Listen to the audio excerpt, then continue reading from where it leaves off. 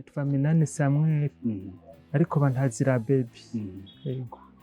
Kubijanye nuko abantu bantahura bambona banyibaza je ndumva boshira amakenga kwe ibyo bamyibaza ko by'ubutinganyi bw'iki wapisi kondi bavuga data ngo ntakomeye ngongirana umusazi sesha ndamubwira ati umusazi burya arasumira umugore n'abana akabambika yene uko muba mubana ayambara nk'abakenyezi musanzwe muhuriye ku tuntu twinshi nta haraza umugabo akaza kukurondera kugira ngo mukundane yitwaje ico umugabo wawe asanzwe ari canke yambara.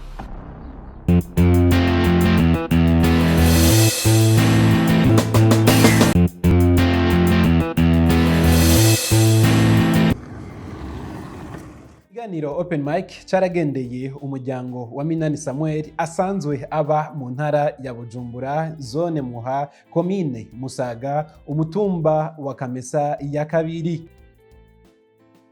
Uyu mugabo Samuel yubakanye n'umukenyezi umwe bafitaniye abana 4, amaze imyaka irenga 30 yambara nk'abakenyezi ari umugabo. Vyoba vyavuye kuki kugira utangure kwambara nk'abakenyezi? Vyavuye kuki no munsi kugira ngo tukubone wambaye uko? Ntabwo na bikuranye ariko nabyisanzemo ko byavuye ku ntambara. Ico gihendibuka ko barondera abantu baba papa, ndumva ko nyine ntihindiye basimere nk'umumama ko nshobora gupfa nyine ca ndihindura nifata nk'abamama nambara nk'abamama. Birashika baraza abagwanyi kora ko bashaka ba papa baca baransiga. Inyuma intambara imaze guhera mu nyuma wabandanije kwambara nk'abakenyezi canke vyagiye kugaruka mu nyuma? Kandi aya naciye numva nyine ndabikunze, numva nyine no bibandanya nubwo bitanyoroheye kuguma ndabyambara ku bw'abantu batanyorohereje, ariko kubera ko nabonye ko byankizije, nabonye ko menga ikintu nyine kigukijije wo kibandanya. Mbega urukundo rwa Samuel na Deniza rwatanguye gute? Abantu babafata gute mu kibano? se kubisanzwe yarantelefone hamambwira ati duhurire ahantu kwa mama wiwe ahavuka. Jewe ndabikora turahurira hama rero turayaga tuyaze nyine numva umenga ndamukunze. Ari haragira ko ahataha uwo munsi nyene mubonana ku mama ubwari bwa mbere mubonanye mu maso muyandi. Nije ndamuherekeza ndamusikana hano haruguru yikora. Mariyo nasubira inyuma. Yashavuga ati rero yagomba mbere ko tuja dutera tuzana mugatoya. Ashavuga ati kubyasi rero kwa Mungu dimanche se duhwanire nyine ubwa mbere tukibonana numvise umengo ndamukunze, nawe yumva umengo arankunze, kugeza naho nyine amperekeje yumva umengo ntiyotangwa asubira inyuma. Ariko ndamubwira ati nta kibazo, we genda ejo bukeye uzoza nta na kimwe. Nyine mbona umengo habinezerewe gusubira inyuma, ariko nta kundi kuko atari yiteguye nyine arihangana aza bukeye. Ibyo guca imbere y'amategeko byabaye mu nyuma tumaranye imisi tubana. Kuri mwebwe yiwawe yarigeze itahura neza na neza uwo mugiye kubaka n'uwari we? Muzehe na mere nabo tuvukana nta ngorane n'imwe, mugabo abo hanze nibo bagombye kubikara. Ushize mu kibano akagushikana mu nzu no mu gace utarumenyeremo muje kubana, abantu byarakorohera kuja ku isoko bavuga ati uyu ni mukanaka, ni muka Samuel? Ntibyaciye kure. Bagufata gute? Havuga iki? Bavuga ngo nimbeho cyangwa ufata ngo impuzu zose ngo ndazinyegetse cyangwa ngo ntahe. Sinababwiye ati jewe niwazigurira nanze akangurira, nta mpamvu n'umwanka, ubera byose arabikora. Bakavuga data ngo ntakomeye ngongirana umusazi. Sesha ndamubwira ati umusazi burya arasumira umugore n'abana akabambika cyangwa akambara. Bigenda uko rero baca uko bambwira amajambo nanze ndabisura ntibasubira, baca bareka gusika naho n'ubu ntibaransubira kubera ijambo ryazana n'irindi. Mu kibano bagufata gute?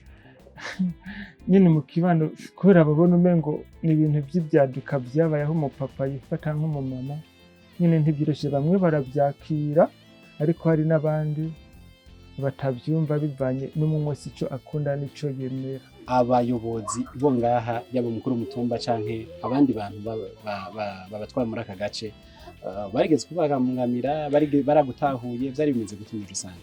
Nyine mu misi ya mbere urazi ikintu ari uko gitangura nyine ntibyoroshe rege bakubona nk'icaduka batamenya iyo biva n'iyo bije, ariko uko imisi yagiye iragenda niko barushirijeho kuntahura bivanye n'ingene babona nigenza, ariko kweri intambara naraziciyemo barangwanije kenshi, ariko bivanye nuko babona ubugwaneza bwanje tangorane nteye, nta umutekano mpungabanije, nta kinyine byaratumye bantahura. Ubu rero ndabona barantahuye uko. Imirimo ya misi yose Samuel akora asanzwe ari umufundi w'amatelefone n'amaradiyo n'ibindi bikoresho bikoreshwa n'umuyaga nkuba. Uburyo akuramwo bimufasha gutunga umuryango wiwe. Nyine nsanzwe nkora ibintu basindi mu reparateur w'amatelefone, amaradiyo, amateleviziyo, nyine ibintu byose bishoboka, installation y'umuyaga nkuba byose ndabikora. Wabitanguye ryari? Nabitanguye kera cyane nkiri umwana muto, nyine narabikora cyane, umva nyine ndabikunze kugeza ubu nibyo bintunze. Yego. Aho usanzwe ukorera abari muhira uba wagiye gukorera he muri rusange? Nsanzwe nkorera nyine mu KAMESA nita ku Kasoko, niho mfise atelier no nkorera.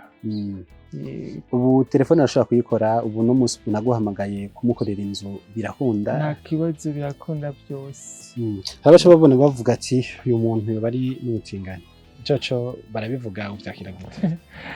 Nabyo barabivuga ariko sindavyibaza ko ari ibyo batinganye, ntabyunze, ariko sinibaza ko ari umutinganyi aba afise umudamu n'abana kandi akaba azi neza nyine kurangura amabanga uko bikwiriye, azi kuryosha umwana basi mu ncamo. Bamuryosha gute umwana? Ariko nawe gusa nyine mbanzi basi kuryosha umwana, nkamenya uko ibintu bikorwa, nkamenya basi uko ndamushira ku mustari, uko ndamuryosha basi, nkamenya uko basi ndamufata mu gitanda, uko ndamuha keya. Burya keya si yaba mama gusa n'abapapa, ni ngombwa ko tuzaduha keya abashiri bacu tukabanezereza muri byose, pana kubababaza, kuko urukundo si nguvu ni ukwengingana. Akarico catumye munsi avuga ati nukuri ndindira tugende tujaye, nawe ati ejo mu gitondo uzinduka ibindi. Yarabona nyene ko ibikorwa nzobishobora byo gusenya no kuvoma. Yego. Rene uko muba mu bana ayambara nk'abakenyezi musanzwe muhuriye ku tuntu twinshi, nta haraza umugabo akaza kukurondera kugira ngo mukundane yitwaje ico umugabo wawe asanzwe ari canke yambara? Kimwe gusa haraza umuntu w'umugabo arambwira ngo dukundane, mbere uwo yari ku kazi, mbere yitwaza ngo aze ngo amukorere, nandi ndamubwira atahasi hakorera, akorera hariya ku Gasoka ati musange. Acambwira ngo mengena avuga ngo mpagatebe ngo tube turayaga, kubera ryari rya mbere ndamuha. Acambwira ati rero je ngomba ko dukundane. Ndamubwira ati jewe imati ntigikunda. Acambwira ati ngomba ko nzogusohokana uhariya uhariyefu ndaguhisha ukeneye. Ndamubwira ati none nka wewe urafise umudamu, ibyo wompa bimusire. Ndamubwira ati mbega burya wongorera iki ngo inkoko n'ibindi. Ndamubwira ati jewe inkoko sindayigera umutwe arayigura, nta kintu na kimwe wewe wompabuza atagura. Yaciye ava hambwiye ati wewe niwo wa mbere mbonye w'umudamu, ndagiye. Ntiyagaruze. Nike kajambo wobwira abakenyezi bo kwihagarara ko kugira ngo ntibace inyuma y'abagabo? Bo kwihagarara nyine bakavuga ati jewe nta kintu umugabo wanje atankorera, kuko iyo muri uwo mwanya niyo mvuga ati ndamuca inyuma byari gukunda. Nanjye navuze ati nta kintu wewe wompabuza, wompa nanjye atampa. Byaba icyo ari cyo cyose cyose kiboneka n'ikitaboneka. turabona ko mwambaye ico kimwe impuzu n'umukenyezi wawe Ego. umufasha wawe Ego. byari bimeze gute murasangira impuzu canke rimwe na rimwe hari igihe urambara nk'ikabutura z'abagabo canke ipantaro z'abagabo canke uhora ubikumbura ntabwo nabikumbura, nta mpuzu y'igitsina gabo mfise canke nambara. Je twambarana na sheri, sinishe mwe twambara bimwe, izi wanje ashobora kwambara nanje nkambara gwe, ndabona nta kibazo. Mugiye nko ku mutayeri nko gushonesha hajya barako barabapima umutayeri abakira gute canke gusa nyene benshi bamaze kumenya ahubwo baba banabitomboreyemo. Ariko kandi kenshi ku mutayeri nije ngenda kuko sheri dusa n'abangana, kenshi twambara bimwe atari nk'impuzu ndende nyine kuko musongi burebure, ariko izindi mpuzu kenshi arambwira ati genda unzanire, barapima nyine nkazana akambara agasanga ni fresh. dusanzwe tuzi ko igitsina gore mu byo kwisukisha mu byo kwisiga kenshi biba bizimvye. Uronka ivyo udufaranga ushobora guhereza n'umudamu wawe mukagenda kwisukisha mwese carimwe?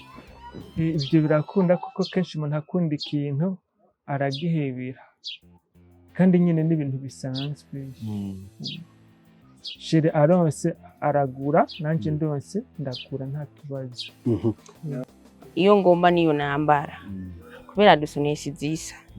Mvuze ati nambare yiwe ndambara bivanye n'izo basonye, ari ndende sinambara kubera zica zirekera, ari ngufi zitaguze ndambara zirankwiye. Samuel arashima ikibano ciwe uko babanye.